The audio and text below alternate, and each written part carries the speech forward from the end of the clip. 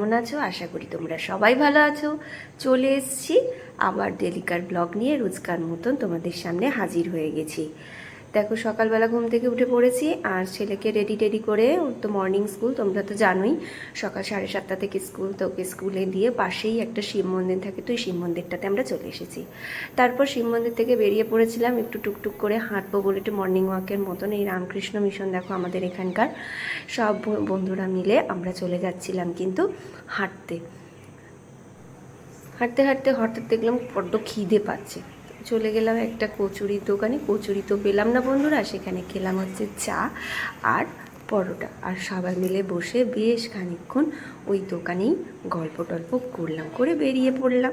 বেরিয়ে পড়ে দেখো, ইচ্ছা হলো সবাই মিলে একটু ছবি টবি তুলবো, তাই শুরু করে দিলাম ছবি টবি তুলতে। হাতে কিছুক্ষণ সময় ছিল, তো সবাই একটু ছবি টবি তুললাম, একটু মজা টজা করলাম, করে দেখো চলে যাচ্ছি আবারও ছেলের স্কুলেতে।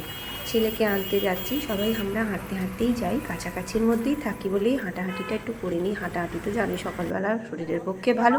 তো ওরা সবাই মুখ ঢেকেছিল এই কারণেই, জানো তো বন্ধুরা, এত রোদ্দুর ছিল আর ছাতাটা নিয়ে আসা হয়নি, সেই জন্য ওরা সব মুখ ঢেকে হাঁটছিল। এখানে একটু মজা হয়েছে, আনন্দ হয়েছে। তো আমাদের এইটাই হচ্ছে একটা গ্রুপ। তো সবাই মিলে ছেলের স্কুলে চলে গেলাম। ছেলেকে নিয়ে বাড়ি চলে এসেছি, দেখলাম বন্ধুরা মামুনি রান্না করছে কিন্তু পনির। খুব সুন্দর কিন্তু গন্ধ বেরিয়েছিল, দেখো পনিরগুলোও কিন্তু ভাজা হয়ে গেছে। দুপুরবেলা খাওয়া দাওয়া করে ঘুমিয়ে নিয়ে বরের সাথে বেরিয়ে পড়লাম একটু মার্কেটিংয়ে। চলে গেছিলাম সোদপুরে কিছু কেনাকাটি করার জন্য।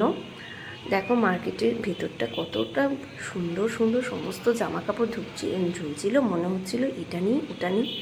যাই হোক, তো চলে গেলাম একটা দোকানে, যেখান থেকে তোমার দাদা কিছু জিনিস কিনেছিল। তো বন্ধুরা, তোমরা যে যেখান থেকেই দেখছো না কেন, খুব ভালো লাগছে তোমরা সবাই দেখছো, লাইক করছো, কমেন্ট করছো। অবশ্যই বন্ধুরা পাশে থেকো, সাপোর্ট করো, এইভাবেই যেন এগিয়ে যেতে পারি। সাপোর্ট করো বন্ধুরা। আমি কিন্তু সবার কমেন্টই কিন্তু পড়ি এবং রিপ্লাইও দিই। তো যাই হোক, ছেলে খুব বদমাইশি করছিলো, ছেলেকে ধরে নিয়ে বসেছিলাম। আর এখানে দেখো উনি মস্তানি করছে দাঁড়িয়ে দাঁড়িয়ে। কেনা হয়ে গেছে, সবাইকে দেখিয়েও দিল। তাকাবে দেখো না, ওই দেখো।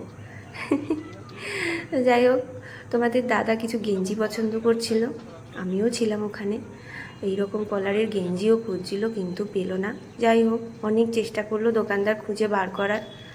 তো যাই হোক, আমার পেছনের দিকের দেখো এই জামাগুলো কিন্তু বেশ ভালো লাগছিল, সি বিচের ধারে পরে যাওয়ার জন্য কিন্তু দারুণ লাগে এই ধরনের শার্টগুলো।